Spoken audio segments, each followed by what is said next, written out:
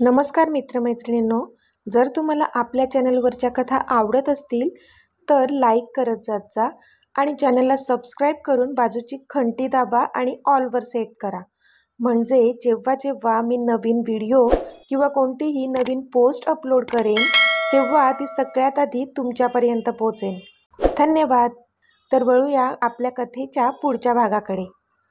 इथे युविका आणि मिहिकासुद्धा मुंबईच्या दिशेने निघाल्या होत्या.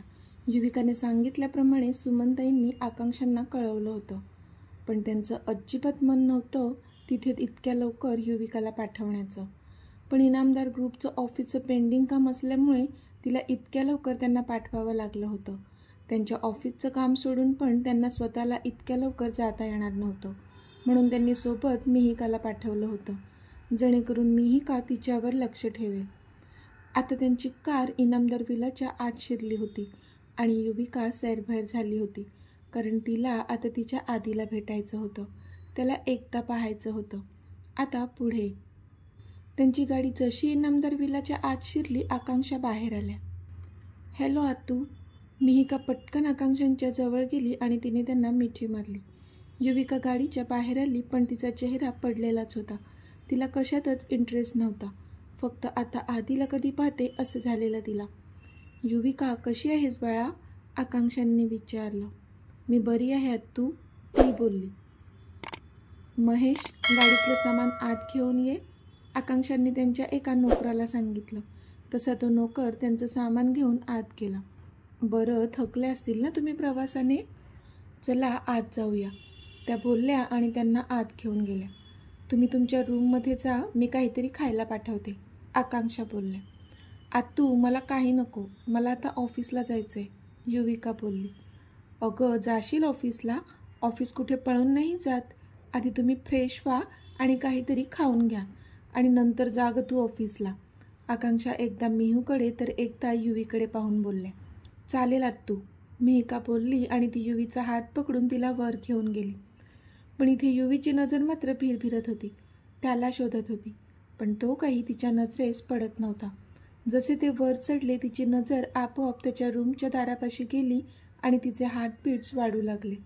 हळूहळू त्या दारापाशी तिने पाहिलं, पण दार बंद होतं. आता आत असेल का तो, की मग नसेल? बरा तर असेल ना तो? ताप उतरला असेल का त्याचा? असे अनेक प्रश्न आता तिच्या मनात येत होते, ज्याची उत्तरे सध्या तरी तिच्याकडे नव्हतीच.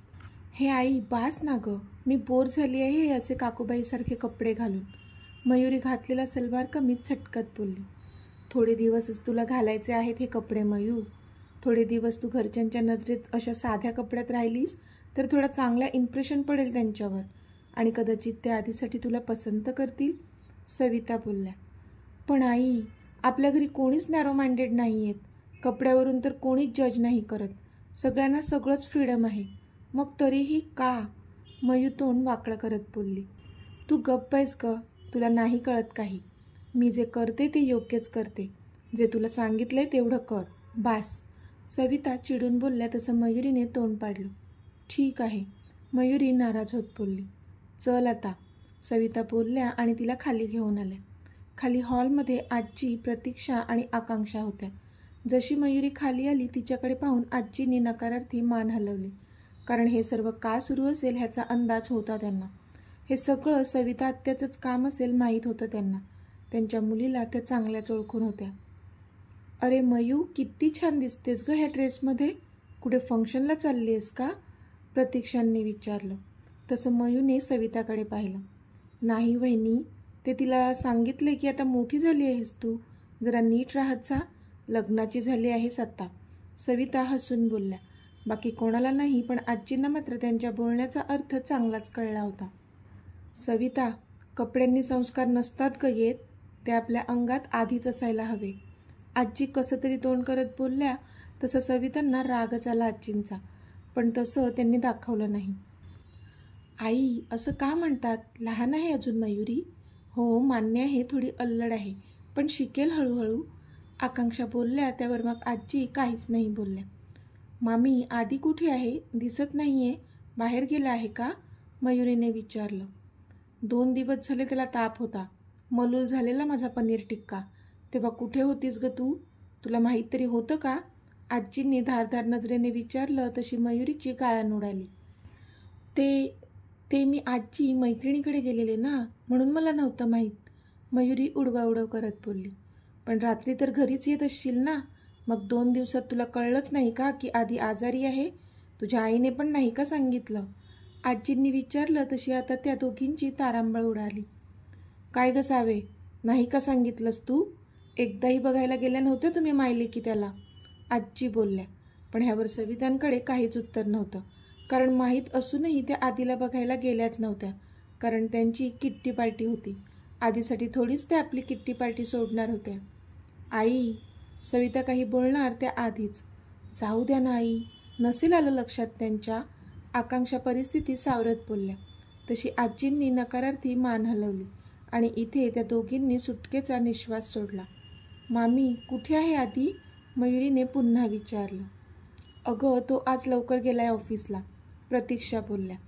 पण प्रतीक्षांना बोलायला आणि युवीला खाली उतरून यायला एकच वेळ झाली होती आणि आता युवीला कळलं होतं की आधी ऑफिसला गेला आहे. तशी तिची कळी खुलली. आता कधी एकदा आपण ऑफिसला जातो आणि त्याला बघतो असं झालेलं तिला. अगं युवी, आलीस बाळा, ये, आकांक्षा बोलल्या. तशी युवी त्यांच्याजवळ गेली. पण बाजूलाच बसलेल्या सविता आत्याला पाहून तिच्या रागाचा पारा चढला. सविता तिच्याकडे पाहून कुत्सित हसत होत्या, तर युवी मात्र खूपच रागात त्यांच्याकडे पाहत होती. आज फक्त त्यांच्यामुळेच तिला आजचा दिवस पाहावा लागत होता. तिच्या आधीपासून दूर राहावं लागत होतं तिला. कशी आहेस युविका? प्रतीक्षांनी विचारलं. तशी कधीपासून रागात सवितांकडे पाहत असलेली ती भानावर आली आणि तिने प्रतीक्षांना स्माईल दिली. मी बरी आहे आंटी, युविका हसून बोलली.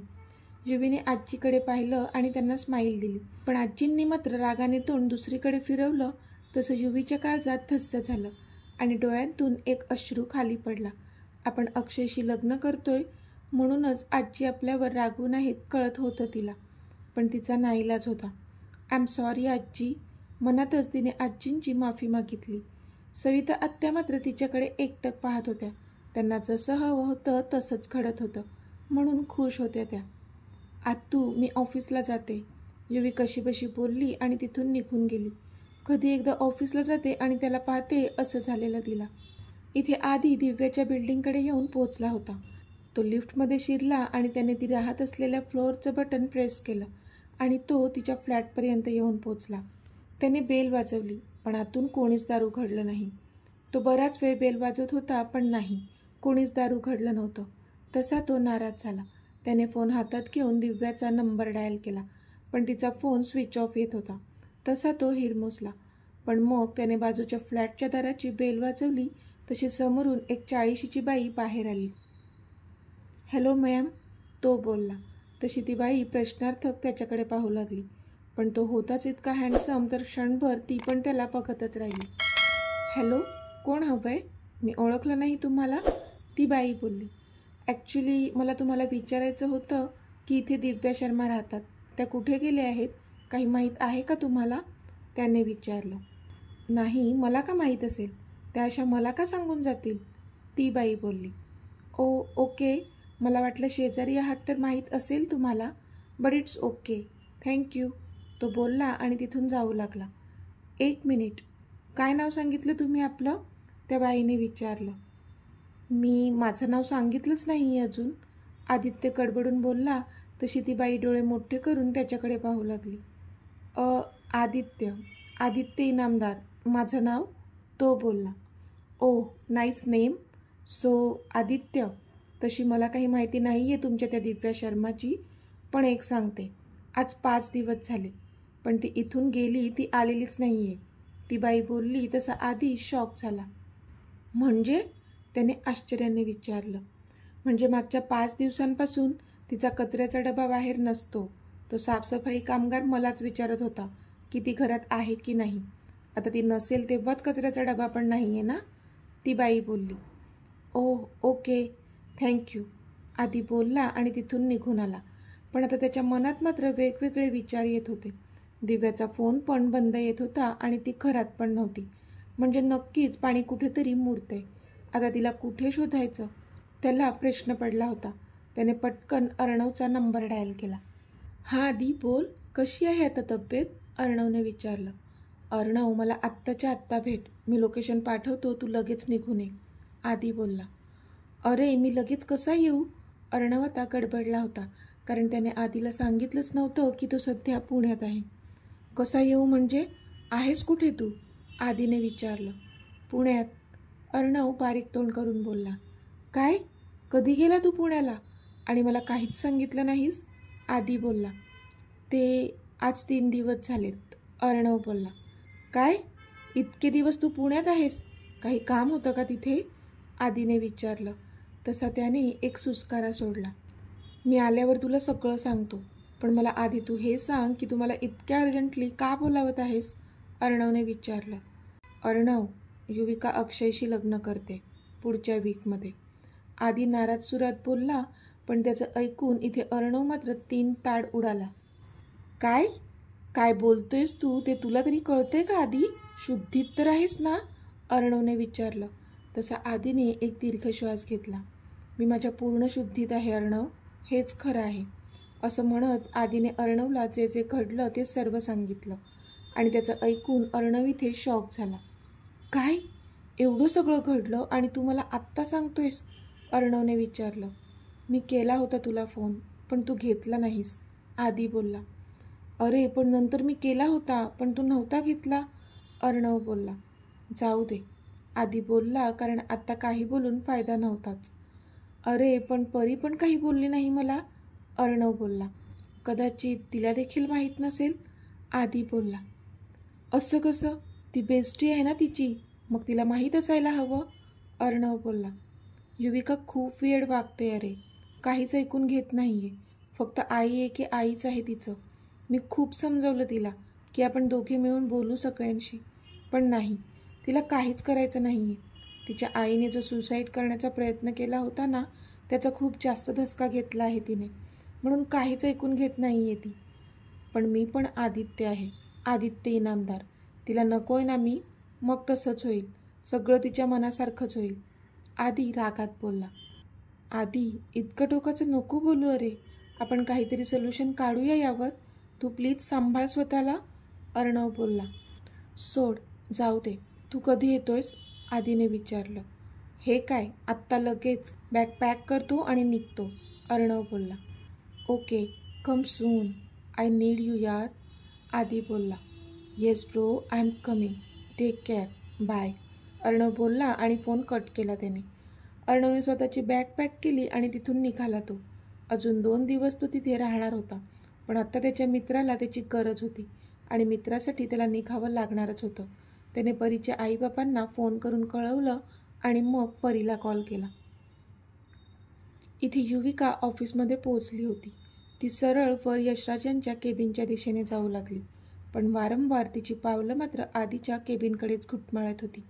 शेवटी मनावर कसाबसा कंट्रोल ठेवत तिने आपली पावलं यशराज यांच्या केबिनच्या दिशेने वळवली आणि ती स्वतःच्या डेस्कवर येऊन बसली. आज तब्बल 5 दिवसांनी ती ऑफिसला आली होती, त्यामुळे पेंडिंग काम खूपच होतं. पण सगळ्यात आधी तिला त्या प्रोजेक्टचं काम कंप्लीट करायचं होतं, ज्यासाठी तिला यशराज यांनी बोलावून घेतलं होतं. तिने पटकन त्या प्रोजेक्टची फाईल काढली आणि ती घेऊन ती यशराज यांच्या केबिनच्या दिशेने गेली. "मे आय कम इन सर?" तिने बाहेरूनच त्यांची परमिशन घेतली. "Yes, please come in Yuvika." त्यांनी तिला आत बोलावलं. "हाऊ आर यू बेटा?" त्यांनी विचारलं. "I am good uncle, how are you?" ती बोलली. "मी टू फाईन. सिट." त्यांनी तिला बसायला सांगितलं. "First of all I am sorry, मी तुला असं अर्जंट बोलावून घेतलं." यशराज बोलले.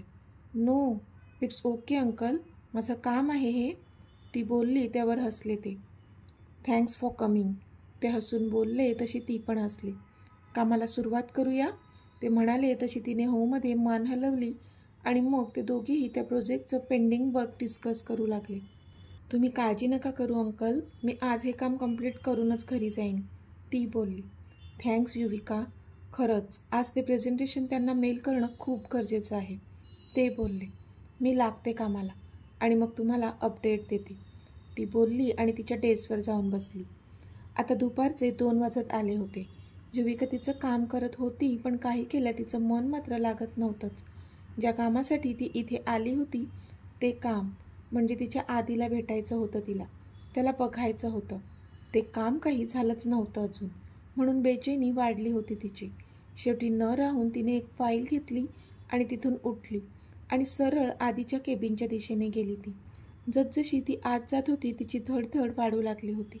तिने बाहेरच्या दिशेला पाहिलं तर तिला टीना दिसलीच नाही. म्हणजे काय माहीत आज आली नव्हती का ती? तिने बाजूच्या एका स्टाफला विचारलं तर आज ती आलीच नव्हती. आदित्य सर? तिने अडखळत विचारलं. मॅम, त्यांच्या केबिनमध्ये असतील ते, तो स्टाफ बोलला. ओके, असं म्हणत ती त्याच्या केबिनजवळ गेली आणि धडधडत्या हृदयाने त्या दारावर नॉक केलं तिने. पण आतून काहीच रिस्पॉन्स आला नाही म्हणून तिने पुन्हा नॉक केलं, पण तरी काहीच रिप्लाय आला नाही. तशी ती डायरेक्ट दार लुटून आत गेली. पण तिने समोर पाहिलं तर तो नव्हताच. तिने सगळीकडे पाहिलं तर तो दिसलाच नाही कुठे तिला. तसा तिचा चेहरा पडला. डोळ्यात अश्रू पण आले. म्हणजे तो तर लवकरच ऑफिसला आला होता ना, मग कुठे आहे तो? ती विचार करू लागली आणि डोळ्यातले अश्रू अडवत ती दार उघडून बाहेर पडली आणि फास्ट चालत तिथून जाऊ लागली. पण त्या गडबडीत ती जाऊन कोणाला तरी धडकली आणि पडता पडता वाचली. कारण ज्याला ती धडकली होती त्याने तिला पडताना वाचवलं होतं आणि आपल्या मिठीत घेतलं होतं. तिने हळूहळू डोळे उघडून त्याच्याकडे पाहिलं आणि ती मात्र त्याला पाहतच राहिली, कारण तो दुसरा तिसरा कोणी नसून तोच होता, तिचा आदी. तर मित्रमैत्रिणींनो, आजचा भाग तुम्हाला कसा वाटला ते मला कमेंटमध्ये सांगा. आणि जर आवडला असेल तर व्हिडिओला लाईक करा, शेअर करा आणि चॅनलला सबस्क्राईब करून बाजूची घंटी नक्की दाबा. चला तर भेटूया आपल्या पुढच्या भागात. तोपर्यंत धन्यवाद.